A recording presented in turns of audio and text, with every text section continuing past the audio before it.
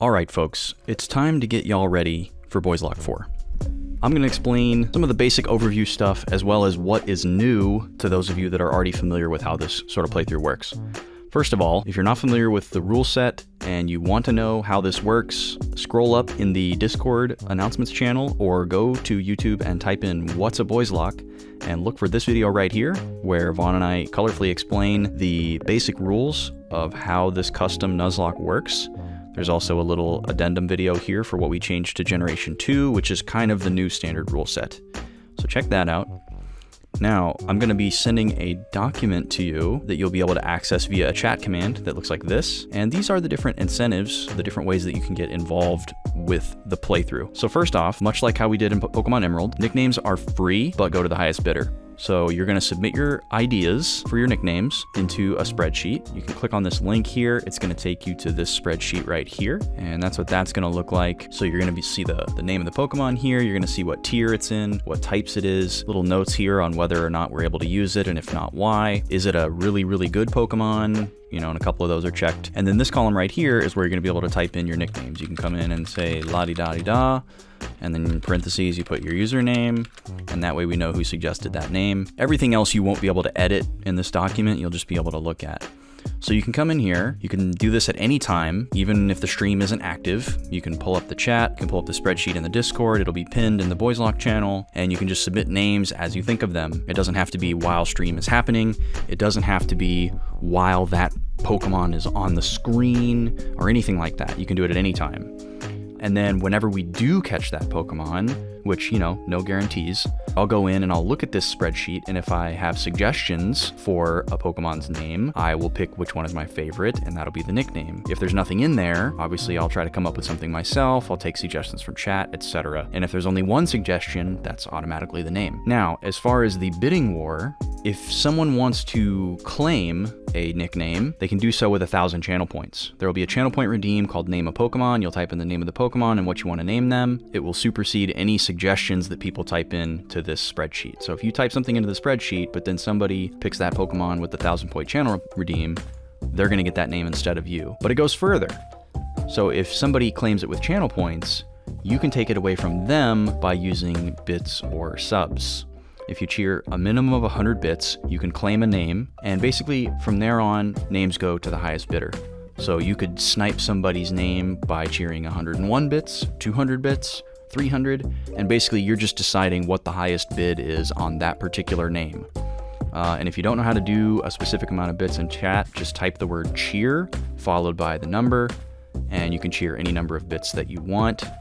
Subs, whether it's a resub or gift sub, new sub, whatever it may be, each one counts as 500 bits.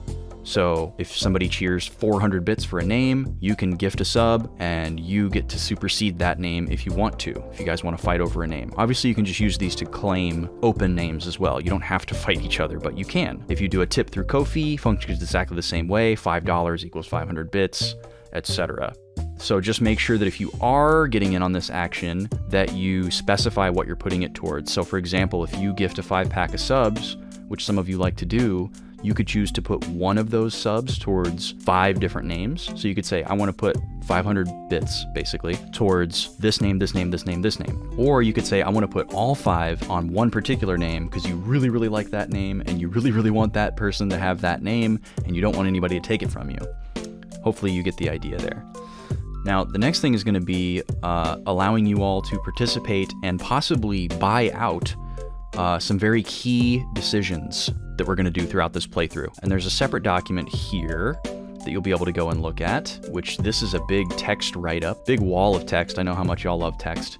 Explaining basically the case for each of these different Pokemon. What's good, what's not good. You'll have access to that. But I have prepared something a little more graphically pleasing for you here in this video. So there's a couple key decisions here that we're gonna be looking at. There are 4 to be exact. The first one is gonna be the Pokemon that we capture in Mount Coronet. So, okay, the way that the rules work in this game is you can only catch one Pokemon per area. So for example, when we go to Mount Coronet, we can only catch one Pokemon there. The whole mountain counts as one area. And these 3 Pokemon are only available in that area.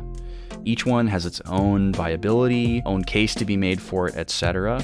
and that's what you can read about in the document, but I'm going to kind of break it down here for you. So first up here we have Clefable. Clefable is arguably the best normal type that we have available. It's got the deepest and most diverse move pool out of all of our choices. It's insane. Look at all these moves that it can learn. Just goes on and on for days.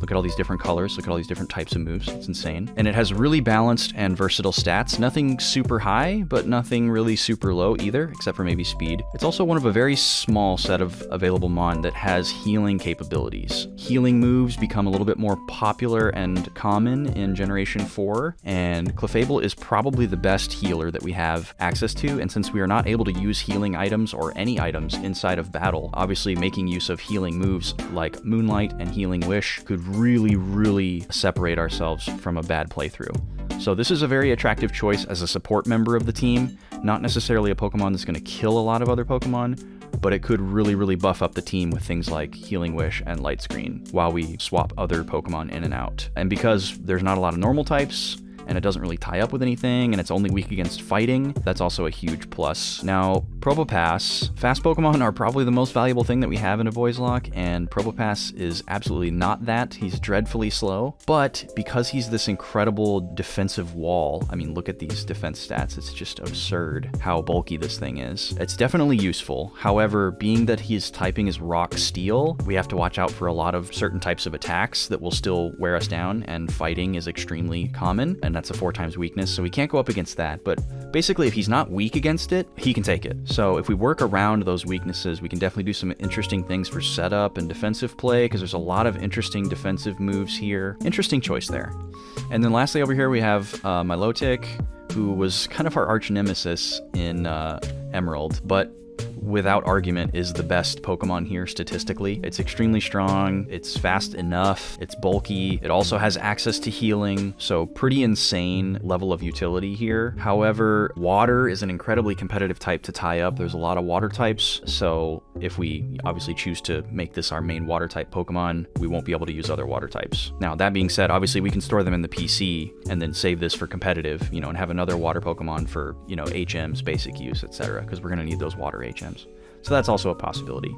The biggest thing with Milotic is capturing Phoebus, the Pokemon that evolves into Milotic, is one of the most painful Pokemon to capture in like the history of the series. I'm not going to go into the details here. Some of you may already know, but basically if somebody decides that this is who we're getting, it's going to be an extremely painful process. But you know, we could try to make it fun too. So that's the Mount Coronet decision. Next up, we have the Great Marsh decision here. Great Marsh is kind of like the Safari Zone. It's a special area where you play like a mini game, and obviously we can only capture one Pokemon there. Once again, we have 3 choices. Carnivine is weird.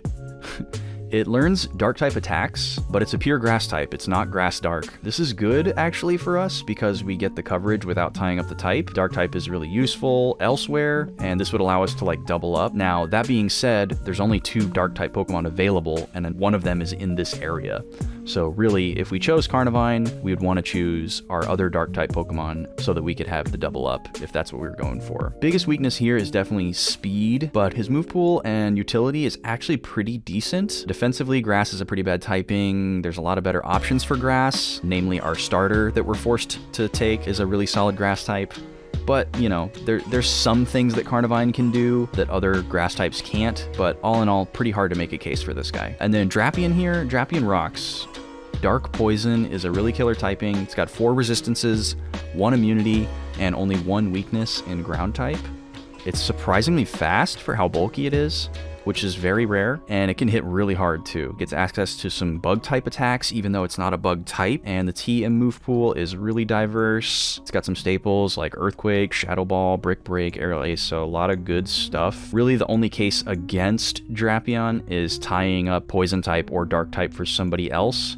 And like I said earlier, there's only 1 more Dark-type Pokemon available, who we are going to get to in just a second. And then last here, we've got Quagsire. We almost used Quagsire in Crystal. He has one of the best typings in the game, too, actually. Water Ground is really good. Only weak against Grass, but it is a 4x weakness. But having Electric immunity is really, really useful. You can exploit that a lot. Quagsire is really, really slow. Like, absolutely horribly slow.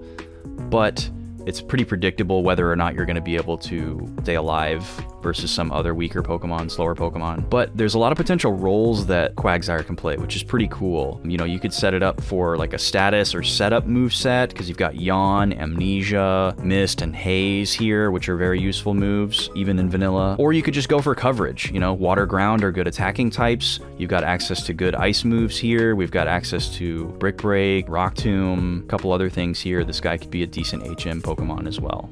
Surf, Strength, Rock Smash, Waterfall, if nothing else. So definitely possible to make a case for him. Now, this one I have a feeling is going to be the highest point of contention for a lot of you. This is the Eeveelution choice. We're going to get an Eevee in a particular town, and there's 3 choices on what we can evolve it to, between what's banned and what we've used in previous Boyslocks. So Espeon, Leafeon, and Glaceon are all available. There's not a lot of good Psychic types in our pool. So Espeon right away becomes a front runner. We've got access to Calm Mind, which is an extremely good move for setup. We also have access to Morning Sun, which again is a healing move. So there's a lot of potential longevity here. Huge special attack stat. So if we can get in the right situation here and not worry too much about this low physical defense, Espeon could really do a lot. 110 base speed is some of the best speed that we have available. So that's pretty awesome. Leafeon here, personal favorite Pokemon for sure. Definitely my favorite Eeveelution.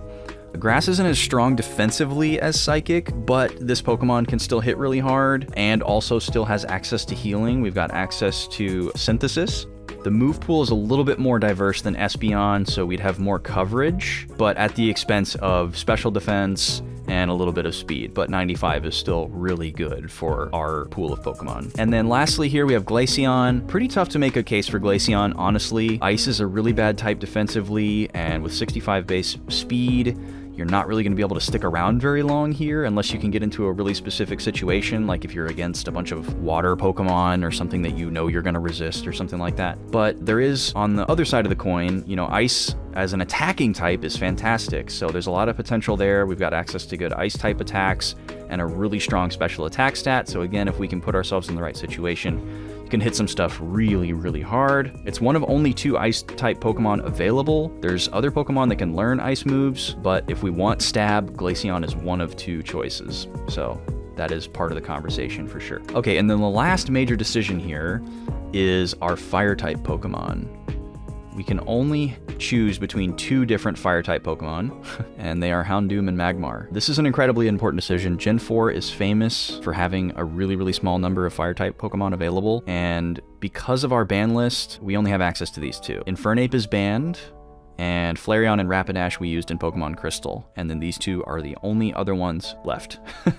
So Fire type, only good against Grass, Steel, and Ice, but it is one of the least resisted types, which means we can use it against most opponents. So like there's a lot of Pokemon that won't resist Fire type attacks and will just hit them for neutral damage. So that is valuable. Plus Burn is like a really super useful status to inflict. So for Houndoom, it has pretty low physical defense, pretty bad, but so does Magmar. Other than that, it's got really good utility, can be a mixed attacker, really good attacking stats on physical and special, and really good for its typing as well, because there's a lot of physical and special dark and fire moves, so we can really fine-tune that if we wanted to. Learns the best dark type attacks, get Crunch and Nasty Plot late game, so it doesn't get any better than that. Move pool is pretty decent, and if we wanted to, we could even go for like a Sun team with like Sunny Day. We could put Solar Beam on him. That would work really well in conjunction with Leafeon or Espeon, who can also benefit from Sun. Leafeon's healing move, Synthesis, is a full heal under Sun. You could give Leafeon Solar Beam potentially instead. Espeon's Morning Sun is affected by sunlight. It could be the one to set up Sun. They can both learn Sunny Day. So there's some interesting options there. Biggest case against Houndoom is honestly just locking out Drapion. Drapion that we looked at earlier is the other dark type. So those 2 choices kind of tie in heavily with each other. They're the only ones we've got.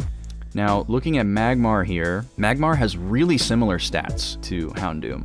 A little give and take here and there on each stat. It's decently fast. They're both decently fast. Mixed attacker again, but bad defense. However, getting access to Feint Attack without actually being a dark type Pokemon is pretty compelling. Never misses. It's a really good attack to rely on, gives you good coverage. His move pool here is not as diverse at a glance compared to Houndoom. However, we have access to Psychic and Brick Break, which is just huge all on its own. Those are phenomenal attacks with amazing coverage. So pair that with a Stab Fire move and some kind of status move like a Confuse Ray, Magmar could really do some damage. Pretty cool. Best case for Magmar is definitely that he doesn't tie up any other types. Like monotypes have a little bit of extra value in a Boyslocke because of that type lock rule. So he can coexist with Drapion, which is great. That's it for the key decisions.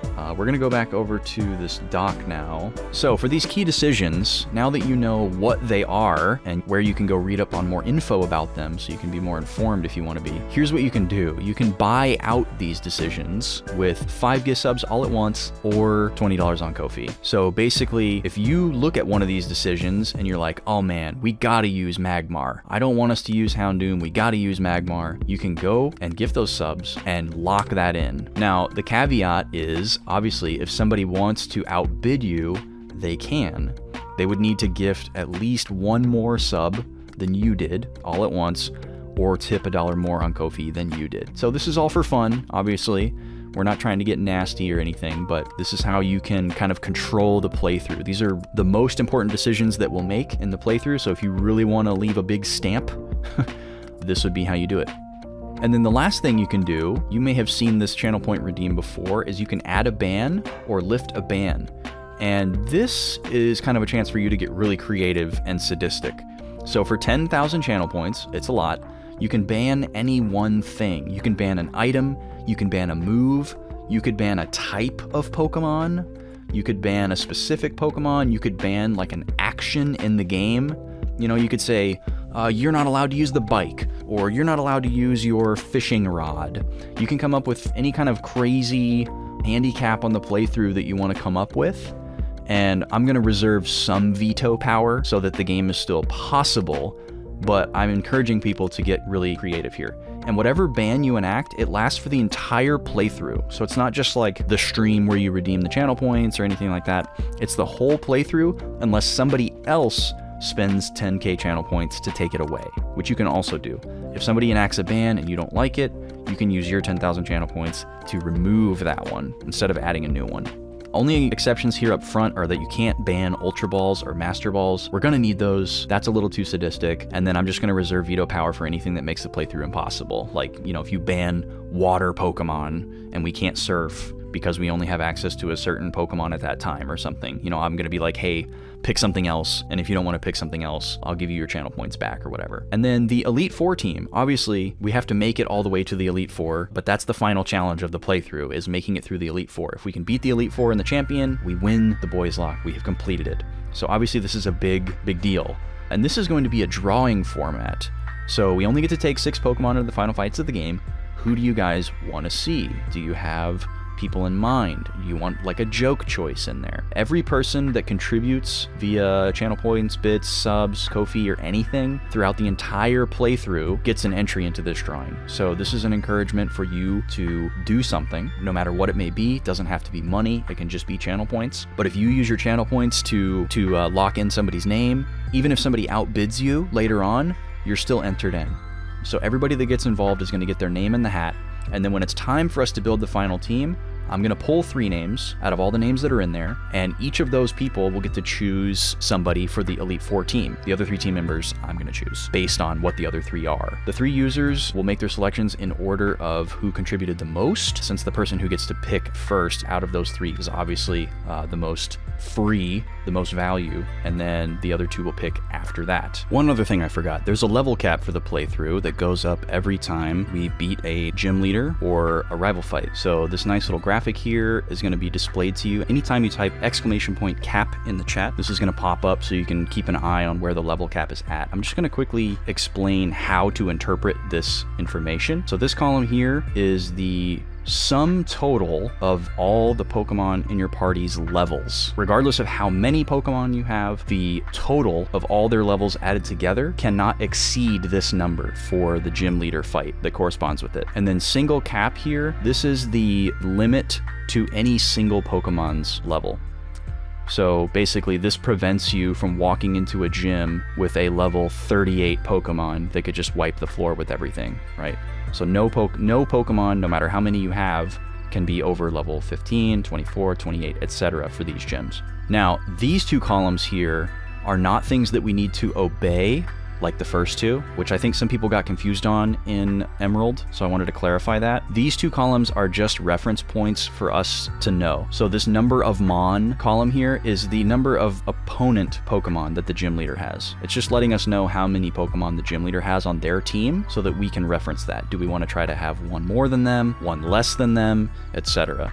And then average over here, this is just kind of a suggestion. This is saying that if you are going to adhere to these rules in the first two columns and you want your Pokemon to be at roughly the same level as each other, this is what your average level is going to look like if you're going to use the same number of Pokemon as the gym leader. So for example, in the first gym, if you want to walk in with 3 Pokemon to go up against their 3 Pokemon, your 3 Pokemon are going to be around level 12 to stay under this 38 cap. So that's what this means. The Elite Four here is consolidated, but these numbers here are the same numbers from left to right. This is your party total, this is your single cap, this is the number of Pokemon they have, and this is the rough average. There's another graphic here for the rival fights. You'll be able to see this one as well. It just didn't fit nicely into the same view as this one for the gym leaders. Same information, interpreted the exact same way. Just wanted to make sure y'all knew how to look at that and how to read it. These will be available to you as well. And that is everything. So I'm gonna send you all this stuff so you can look at it, so you can check it out. Hopefully you're excited. I am extremely excited. We're going to be throwing up a poll as soon as this video goes up to choose the name of the starter, since we already know who the starter is going to be, and we want to decide that before we start the stream on Tuesday. So look for that in the polls channel, and we will see you in the next thing. Bye-bye.